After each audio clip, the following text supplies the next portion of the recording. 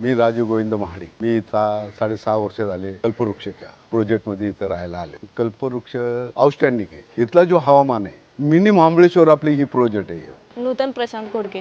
माझे सासरे जरा वास्तुशास्त्रानुसार चालतात, मग त्यानुसार इथल्या घरांचं कन्स्ट्रक्शन पण त्यापैकी विचार करून म्हणजे बांधलेलं आहे. ते एक प्रेफर केलं आम्ही घर घेताना की बाबा वेदर तर आहे, शिवाय वास्तुशास्त्रानुसार म्हणजे ते दोन लक्षात ठेवून आम्ही इथं घर खरेदी केले. निखिल देशपांडे. हम लोगों को 7 साल हो गए अभी. I used to work in Hinjewadi, तो इट वॉज नियर बाय. तो लॉजिकल ये था कि बजट फ्रेंडली हो एंड एरिया भी डिसेंट हो, बिकॉज फैमिली जब आती है you need bigger houses. Then इसलिए हमने वो बड़ा घर के लिए हम आए थे.